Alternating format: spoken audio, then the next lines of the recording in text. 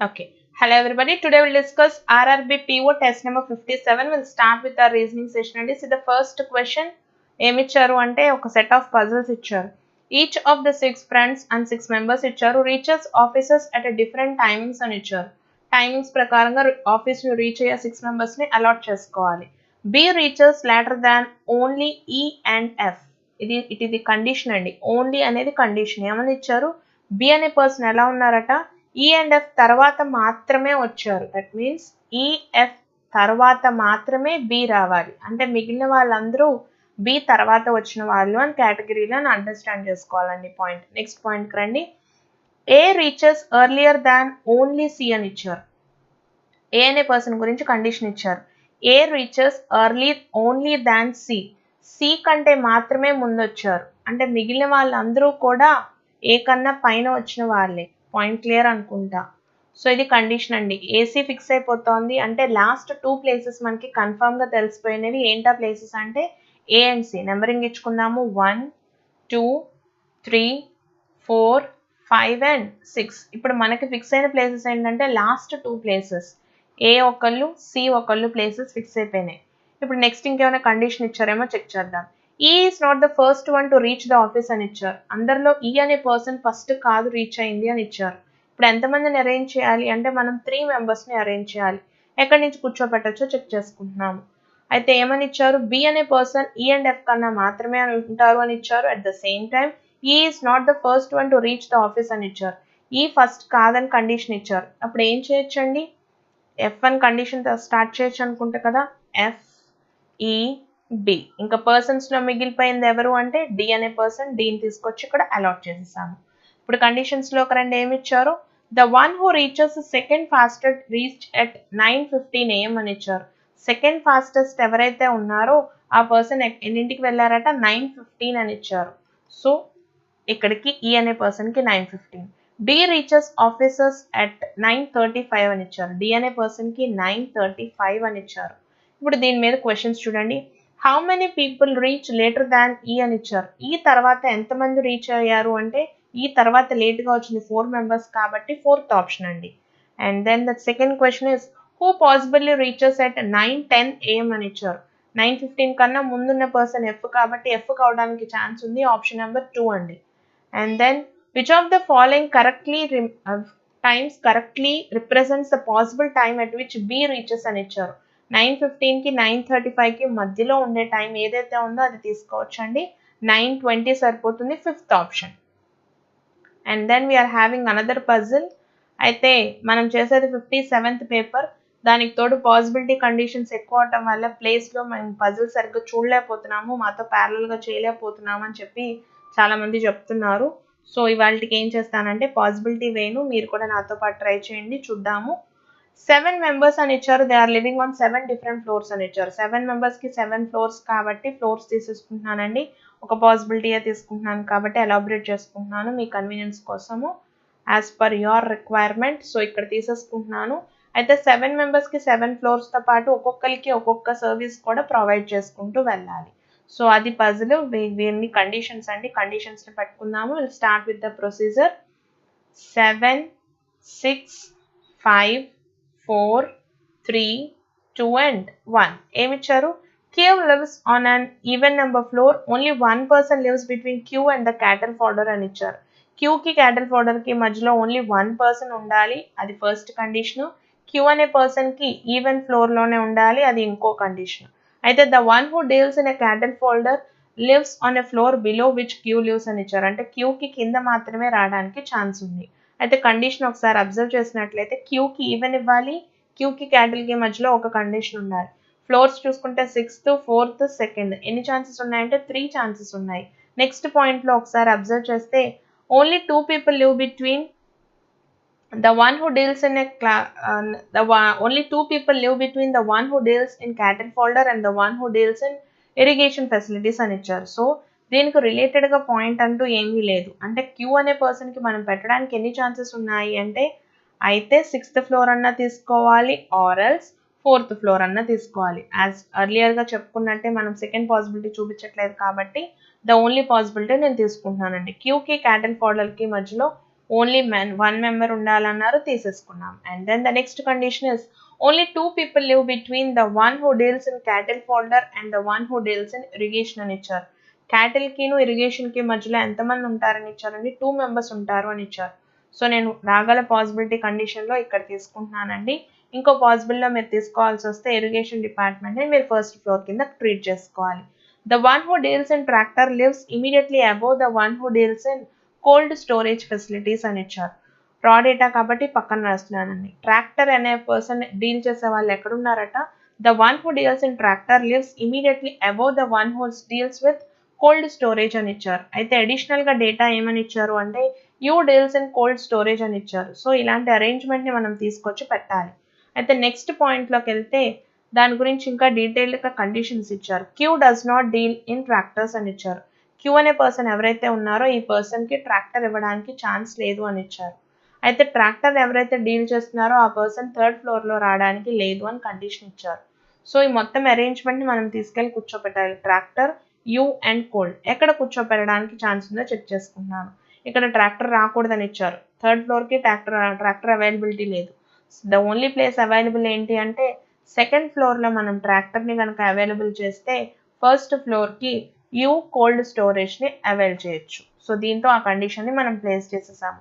Next condition అండి, P lives on an even number floor అని ఇచ్చారు.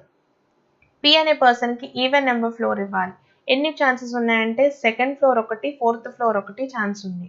Only 2 people live between P and banking అని ఇచ్చారు. 4th floor లో కనుక పిని తీసుకుంటే బ్యాంకింగ్ ఇవ్వడానికి అవైలబుల్ గా లేదు కాబట్టి ప్లేస్ మనం పి అనే పర్సన్ కి 2nd ఫ్లోర్ ని అలొకేట్ చేస్తున్నాను. పీకి బ్యాంకింగ్ కి మధ్యలో 2 గ్యాప్ అన్నారు. 1 and 2 తో 5th ప్లేస్ లోకి వచ్చేది బ్యాంకింగ్ అవుతుంది. సో 5th ప్లేస్ లో వచ్చే పర్సన్ కి బ్యాంకింగ్ సెక్టార్ ఇచ్చాము. And then the next condition is only 1 person lives between P and S అని ఇచ్చారు. పీకి ఎస్ కి మధ్యలో ఓన్లీ 1 person. 4th ఫ్లోర్ లో ఎస్ వస్తారు. R lives immediately above the one who deals in seeds అని ఇచ్చారు. ఆర్ అనే పర్సన్ ఎక్కడ ఉంటారట, సీడ్స్ కి పైన ఉండాలి అని కండిషన్ ఇచ్చారు. సీడ్స్ కి పైన వచ్చే పర్సన్ ఆర్ అవ్వాలి. సో ఆర్ అండ్ సీడ్స్ ని కూర్చోబెట్టడానికి ప్లేస్ కనుక చూస్తే 7th ఫ్లోర్ లో అవైలబుల్ గా ఉంది R and seeds. And the next condition is V does not deal in banking service అని ఇచ్చారు. ఇక్కడ వచ్చే పర్సన్ వి కాదు అంటే కంపల్సరీగా 3rd ఫ్లోర్ లో వచ్చే పర్సన్ వి అవుతారు. సో పర్సన్స్ లో మిగిలిపోయిన లాస్ట్ పర్సన్ ఎవరైతే ఉన్నారో డేటాలో చెక్ చేసుకుంటే ఆ పర్సన్ ని తీసుకొచ్చి ఇక్కడ అలొకేట్ చేయొచ్చండి. 5th లో టీ అనే పర్సన్ ఆగిపోయారు కాబట్టి టీని అలొకేట్ చేసాం. ఇంకా సెక్టార్స్ లో ఆగిపోయిన లాస్ట్ సెక్టార్ ఏదైతే ఉందో ఆ సెక్టార్ ని తీసుకొచ్చి ఇక్కడ పెట్టండి. ఏ సెక్టార్ ఆగిపోయింది, ఫర్టిలైజర్ ఏదో ఆగిపోయిందండి, దాన్ని తీసుకొచ్చి వీక్ అలొకేట్ చేస్తే దీంతో మన పజిల్ మొత్తం కంప్లీట్ అవుతుందండి. అయితే దీన్ని బేస్ చేసుకుని క్వశ్చన్స్ ఉన్నాయి, మీరు ఆన్సర్ చేయొచ్చు. మనం నెక్స్ట్ సెట్ కి వెళ్దాము. నెక్స్ట్ సెట్ ఏమి ఇచ్చారు అంటే డిఎస్ ఇచ్చినట్టున్నారు ఇవాళ. ఓకే, ఫస్ట్ క్వశ్చన్ చూడండి. అందులోది among 6 people LM and OP and Q standing around a circle facing the center, what is the position of n with respect to Q అని అడుగుతున్నారు. 6 members arrangement ఉందట. అయితే n యొక్క position ఏంటి with respect to Q అని అడుగుతున్నారు. First statement కి వెళ్తున్నానండి. First statement, O stands second to the left of Q అని ఇచ్చారు. 6 members కదా, సర్కిల్ అన్నా తీసుకోవచ్చు, లైన్స్ అన్నా తీసుకోవచ్చు, ఎనీ ఆఫ్ యువర్ విష్ అండి. First statement, O stands second to the left of Q అని ఇచ్చారు. Q కి సెకండ్ లెఫ్ట్ లో O ఉన్నారు అని ఇచ్చారు. And then only 1 person stands between Q and P. Q కి P కి మధ్యలో ఓన్లీ పర్సన్, ఇటు పక్క ఛాన్స్ లేదు, ఇక్కడే కుదురుతుంది, తీసుకున్నాను. N is not an immediate neighbor of Q. Q కి నైబర్ గా N ఉండకూడదు అంటే ఈ 2 ప్లేసెస్ లో N ఉండకూడదు అంటే ఓన్లీ ప్లేస్ లెఫ్ట్ ఏంటంటే N ని అక్కడ కూర్చోబెడతాం. అయితే అడుగుతున్న క్వశ్చన్ ఏంటి, what is the position of N with respect to Q. N యొక్క ప్లేస్ ఫిక్స్ అయిపోయింది, Q యొక్క ప్లేస్ ఫిక్స్ అయిపోయింది.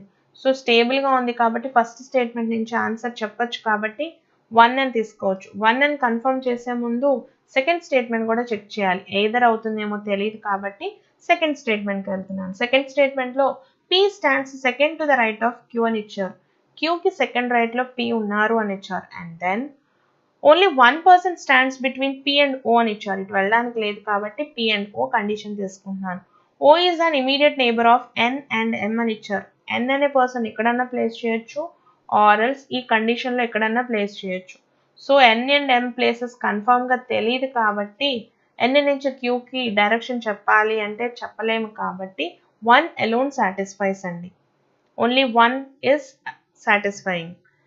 నెక్స్ట్ 10th క్వశ్చన్ చూడండి. What is the position of D in a straight line of 17 people అని ఇచ్చారు. మొత్తం 17 members ఉన్నారట, అందులో డి యొక్క పొజిషన్ అడుగుతున్నారు. సో 17 మెంబర్స్ కాబట్టి నేను 17 లైన్స్ తీసుకోవాలి కదండి.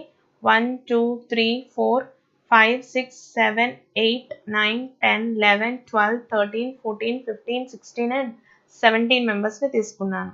Yes stands at the extreme right end of the line. First స్టేట్మెంట్కి వెళ్తున్నానండి. ఎస్ అనే పర్సన్ ఎలా ఉన్నారట, ఎక్స్ట్రీమ్ రైట్ ఎండ్లో ఉన్నారు అని ఇచ్చారు. ఎక్స్ట్రీమ్ రైట్ ఎండ్లో ఎస్ అనే పర్సన్ని తీసుకుంటున్నాను. Only 7 people stand between O and S. 1 2 3 4 5 6 and 7. ఎంతమంది ఉన్నారట, ఎస్కి ఓకి మధ్యలో 7 members. And then only 6 people stand between O and D అని ఇచ్చారు. ఓకి డికి మధ్యలో 6 మెంబర్స్ ఉండాలి. 1 2 3 4 5 6. డి అనే పర్సన్ ఎక్కడన్నా ప్లేస్ చేయొచ్చు. ఆర్ ఎల్స్ ఇంకో కండిషన్ తీసుకోవాలంటే డి అనే పర్సన్ ఇటుపక్క కూడా కూర్చోపెట్టచ్చండి with the gap of 6 members. 1 2 3 4 5 6. ఇక్కడికి కూడా డి తీసుకోవడానికి there is a chance. So మొత్తం మీద మనకి ఫస్ట్ స్టేట్మెంట్లోనే 2 పాసిబిలిటీస్ వచ్చినాయి, తీసుకున్నాము. K stands to the immediate left of D అని ఇచ్చారు. డికి ఇమీడియట్ లెఫ్ట్లో కేని కూర్చోపెట్టాలి. K stands to the immediate left of D. So ఇక్కడతో ఫస్ట్ అరేంజ్మెంట్ 2 పాసిబిలిటీస్ వచ్చినాయి, ఫస్ట్ స్టేట్మెంట్లో తీసేసుకున్నాము. సో దీని నుంచి ఆన్సర్ చెప్పచ్చా, పొజిషన్ ఆఫ్ డి అంటే డిఫరెంట్గా ఉంది కాబట్టి చెప్పలేము. ఫస్ట్ స్టేట్మెంట్ అయితే సరిపోవట్లేదు. సెకండ్ స్టేట్మెంట్కి వెళ్ళి చెక్ చేసుకుందామండి. సెకండ్ స్టేట్మెంట్కి వెళ్తున్నాను. సెకండ్ స్టేట్మెంట్ ఇక్కడ తీసుకుందామండి ప్లేస్ అవైలబిలిటీ కోసం. 1 2 3 4 5 6 7 8 9 10 11. 1 సెకండ్ అండి, ఆ ప్లేస్ మనకి సరిపోదు కదా.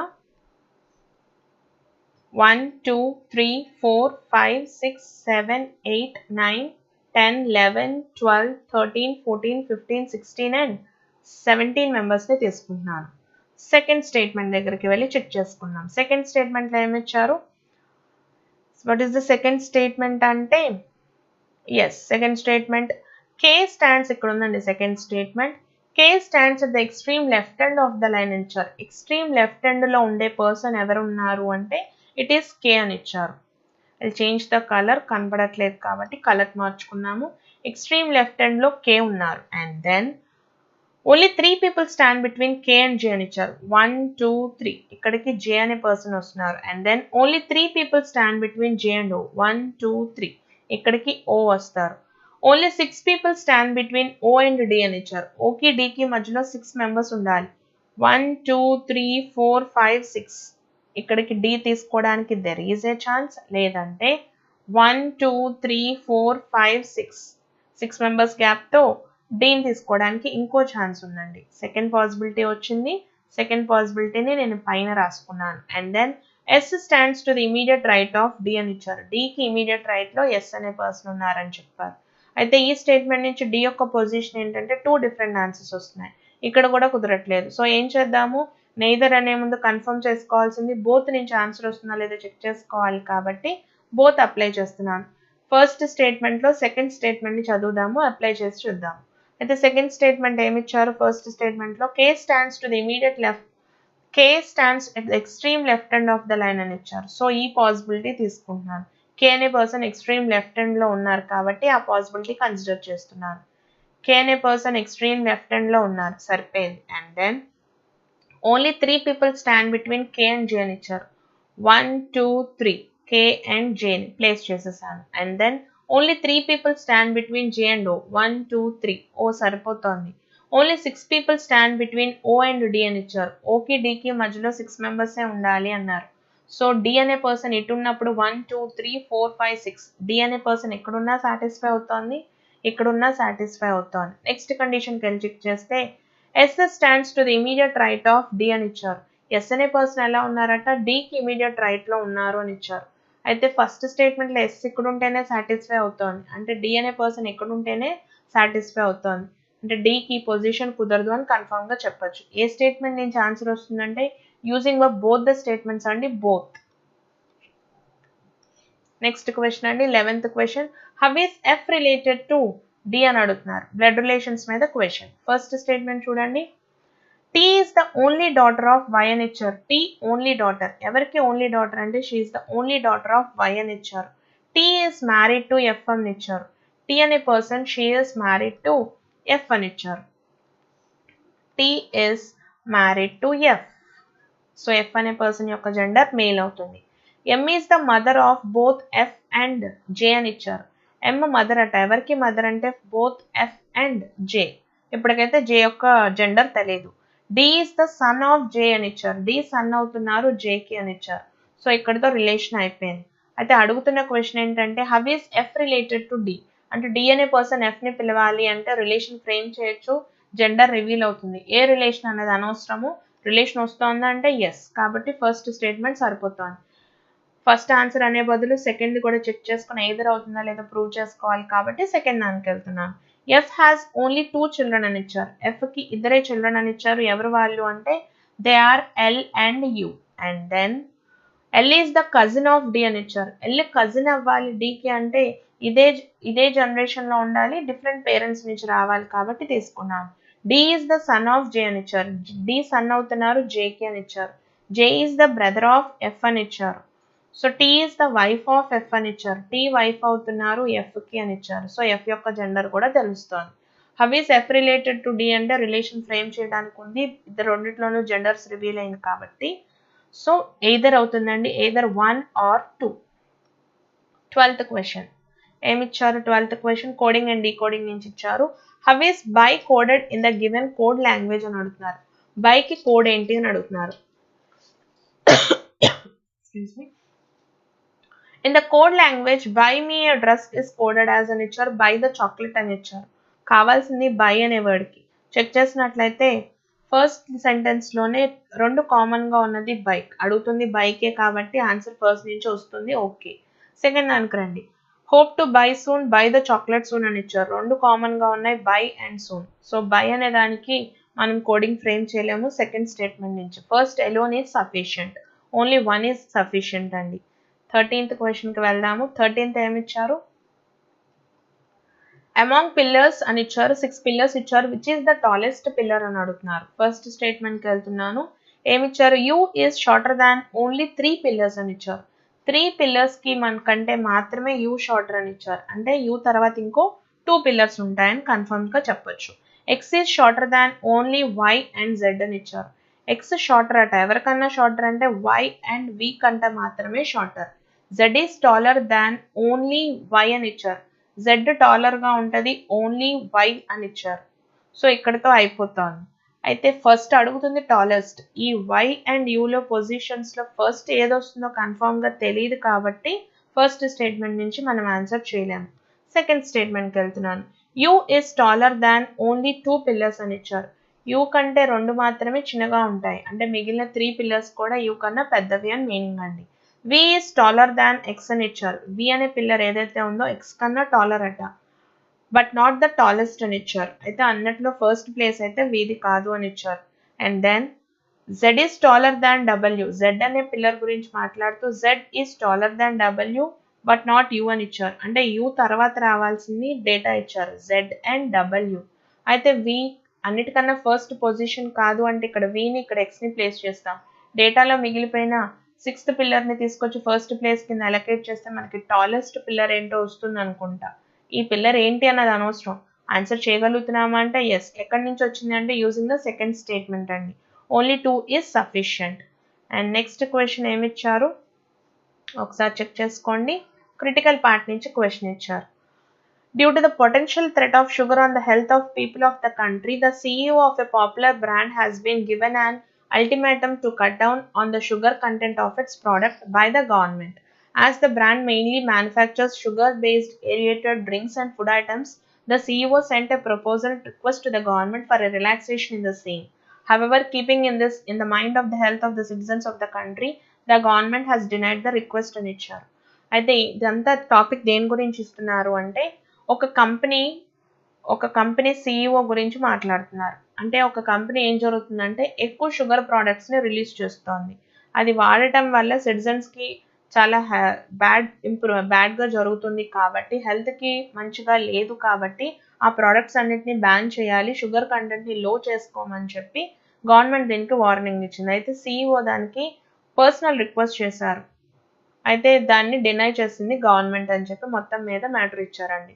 షుగర్ ప్రోడక్ట్స్ గురించి మాట్లాడారు, పర్సనల్ రిక్వెస్ట్ చేస్తే దాన్ని డినై చేశారు. పర్సనల్ రిక్వెస్ట్ ఒకటి చేశారు. మొత్తం 14th క్వశ్చన్ అంతా కూడా ఒక ఇష్యూ గురించి మాట్లాడారు. అంటే ఒక కంపెనీ మొత్తం షుగర్ ప్రోడక్ట్స్ని ప్రొడ్యూస్ చేస్తోంది. గవర్నమెంట్ దానికి అపోజ్ చేస్తూ ఒక లెటర్ పెడితే పర్సనల్ రిక్వెస్ట్ చేస్తూ రిలాక్సేషన్ ఇవ్వమంటే డినై చేసింది అని చెప్పి టాపిక్ ఇచ్చారు. దీని క్వశ్చన్ చూడండి. Which of the following statements represents an appropriate course of action to be taken by the company in order to curtail this problem అని ఇచ్చారు.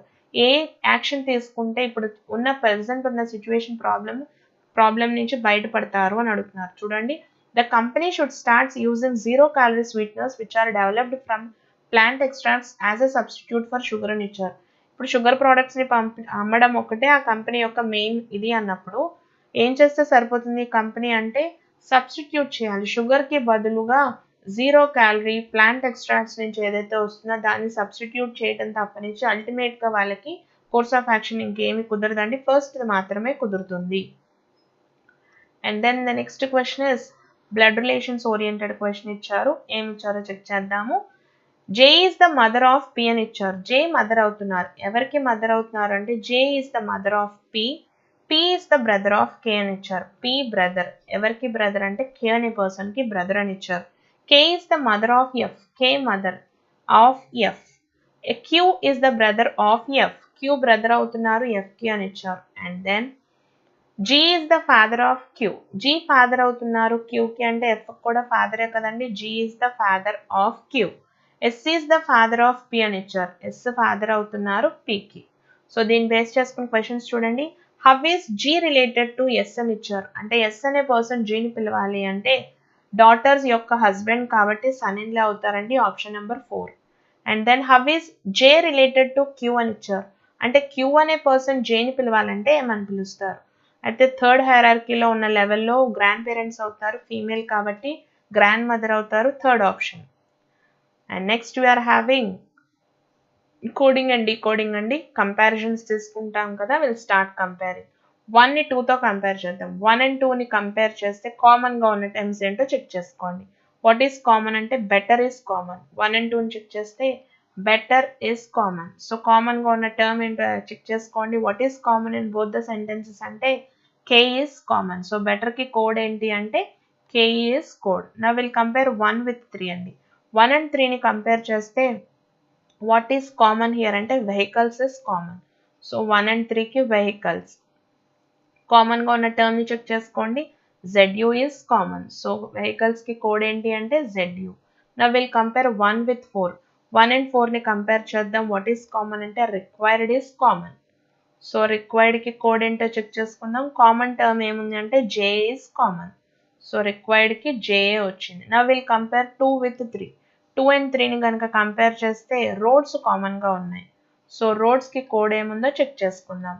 రోడ్స్ కామన్గా ఉంది. కామన్గా ఉన్న టర్మ్ ఏంటో చెక్ చేసుకోండి. DV is common. So DV. నా will compare 2 with 4. 2 and 4ని కంపేర్ చేస్తే కామన్గా టర్మ్స్ ఏమీ లేవు కాబట్టి 2 and 4 కంపారిజన్ లేదు. లాస్ట్ కంపారిజన్ అండి బిట్వీన్ 3 and 4. 3 and 4ని కంపేర్ చేస్తే వాట్ ఈస్ కామన్ అంటే ఆన్ ఇస్ కామన్. సో ఆన్కి కోడ్ రావాలి. కామన్గా ఉన్న టర్మ్ చెక్ చేస్తే హెచ్ఎం ఇస్ కామన్. సో ఆన్కి హెచ్ఎం అవుతుంది. నా ఇంకా అక్కడితో కంపారిజన్స్ అయిపోయినాయి. ఇప్పుడు మిగిలిపోయిన టర్మ్స్ ఏమున్నాయో చెక్ చేసుకుంటే దానికి కోడింగ్ ఇచ్చేయచ్చు అనుకుంటా. ఫస్ట్ సెంటెన్స్లో మిగిలిపోయింది ట్రాన్స్పోర్ట్. ట్రాన్స్పోర్ట్కి ఏవో అవుతుంది. అయితే సెకండ్ సెంటెన్స్ని అబ్జర్వ్ చేస్తే ఆర్ ఆర్ మచ్ ఆగిపోయింది. అంటే ఆ రెండింటికి కోడ్ ఏమవుతుందండి ఎయిదర్ బీటీ ఆర్ పిఏ అవుతుంది. అండ్ దెన్ థర్డ్ సెంటెన్స్కి వస్తే ఫ్యూ మిగిలిపోయింది. ఫ్యూకి కోడ్ ఏమవుతుందంటే ఎఫ్టీ. ఇంకా లాస్ట్ సెంటెన్స్లో మళ్ళీ రెండు మిగిలినాయండి యాక్షన్ ఆర్ ఎన్వైర్న్మెంట్. అయితే ఈ రెండింటికి కోడ్ ఏం తీసుకోవచ్చు అంటే ఎయిదర్ ఎంక్యూ ఆర్ క్యూటీ కింద తీసుకోవచ్చు. ఈ రెండింటికి మాత్రం ఎయిదర్ కేసెస్ అలాగే ఉంటాయండి. దీన్ని బేస్ చేసుకుని క్వశ్చన్స్ ఉన్నాయి, మీరు ఆన్సర్ చేయొచ్చు. Will go with the next set. మళ్ళీ క్రిటికల్ పార్ట్ నుంచి క్వశ్చన్ ఇచ్చారు. Farmers in village A raise the selling price of the produce substantially this year. According to the middleman, those who buy products from farmers and sell it to the retailers. అంటే మధ్యలో చిన్న చిన్న బడ్డీ కొట్లు ఉంటాయి చూడండి, వాళ్ళని మిడిల్ మ్యాన్ అంటారు. The farmers have formed a cartel and have been arm twisting them into buying produce at these prices only అని ఇచ్చారు. అయితే ఏం చేశారు, విలేజ్ ఏలో ఉన్న వాళ్ళందరూ సెల్లింగ్ ప్రైస్ని పెంచేశారు ఈ ఇయర్. అయితే వీళ్ళందరూ కలిపి ఒక ఆర్గనైజేషన్ లాగా పెట్టుకున్నారండి. కార్టెల్ అంటారు, ఫార్మ్డ్ ఏ కార్టెల్, ఒక అసోసియేషన్ లాగా పెట్టుకుని ఇది ప్రైస్కే మీరు కొనాలి అని ఫోర్స్ఫుల్గా మిడిల్ మ్యాన్ ఫోర్స్ చేస్తున్నారు. అయితే which of the following statements would weaken the middle man's claim that the farmers have unfairly raise the selling price of their produce అని ఇచ్చారు. మిడిల్ మ్యాన్స్ని క్లెయిమ్ చేసే వీక్ అయిపోయే ఆర్గ్యుమెంట్ అడుగుతున్నారు, అంటే దీన్ని సపోర్ట్గా లేకుండా ఉండేదాన్ని అడుగుతున్నారు. ఒకసారి ఆప్షన్స్ అన్నిటిని వెరిఫై చేస్తే మీకు 5th ఆప్షన్లో ఆన్సర్ కనిపిస్తుంది. ఏమని ఇచ్చారు, in the neighbouring village similar price set by the farmers was reported by the middle man అని ఇచ్చారు. పక్క విలేజ్లో కూడా ఇదే ప్రైస్తో అమ్ముతున్నారు అంటే వాళ్ళకి సపోర్ట్ చేసేటట్టు ఉండదు కదండి ఈ ఆర్గ్యుమెంట్. కాబట్టి వీక్ చేసేది ఎక్కడుంది అంటే ఆప్షన్ నెంబర్ 5లో ఉంది, 5th ఆప్షన్ అండి. And then we are having an individual question. ఏమిచ్చారు, how many meaningful English words can be formed using the letters salt అని ఇచ్చారు. Using all the letters only once అని ఇచ్చారు. ఎన్ని ఫామ్ చేయొచ్చు చెక్ చేసుకుందాం. స్లాట్ అనే వర్డ్ని ఫామ్ చేయొచ్చు, ఇంకా లాట్స్ అనే వర్డ్ని ఫామ్ చేయొచ్చు. మొత్తం మీద ఎన్ని వస్తున్నాయంటే 2 వర్డ్స్ వస్తున్నాయండి, 5th option. And then 25th question అండి. How many such pair of letters are there in the word decorate అని ఇచ్చారు. పెయిర్స్ గురించి అడుగుతున్నారు. ఫార్వర్డ్ని బ్యాక్వర్డ్ రెండింటిని చెక్ చేసుకోవాలి కాబట్టి చెక్ చేద్దాం. డి నుంచి ఈకి ఫస్ట్ పెయిర్ వచ్చిందండి. First pair is D. డిని ఎఫ్ వరకు చదవాలి, లాస్ట్ వరకు చదవాలి కదా. DEFGHIJK. డితో రాలేదు అంటే ఈతో కూడా రాలేదు, సితో స్టార్ట్ చేద్దాం. CDEFGH OPQRS RST. ఇంకొక పేరు వచ్చింది R and T. ABCD లేదు, టీ లేదు. ఈ నుంచి స్టార్ట్ చేస్తున్నాము, వెనక్కి వెళ్ళినప్పుడు పేర్స్ లేదు, టీ నుంచి పేరు లేదు. ఏ నుంచి చెక్ చేస్తే BCDE. ఇంకొక పేరు వచ్చిందండి A and E. మొత్తం మీద ఎన్ని పేర్స్ వచ్చాయంటే ఆప్షన్ నెంబర్ 2 అండి, 3 pairs. And then we are having another puzzle. ఏమిచ్చారు పజిల్ అంటే దెర్ ఆర్ 9 మెంబర్స్ అని ఇచ్చారు. మొత్తం ఎంతమంది ఉన్నారట, 9 మెంబర్స్ ఉన్నారని ఇచ్చారు. అందరూ కూడా సర్కిల్ అరేంజ్మెంట్లో ఉన్నారు అని కండిషన్ ఇచ్చారు. సో 9 మెంబర్స్ అరేంజ్మెంట్ తీసుకుందాము. 9 మెంబర్స్ 1 2 3 4 5 6 7 8 and 9 మెంబర్స్. అయితే కండిషన్లో ఏమి ఇచ్చారో చెక్ చేసుకుందాము.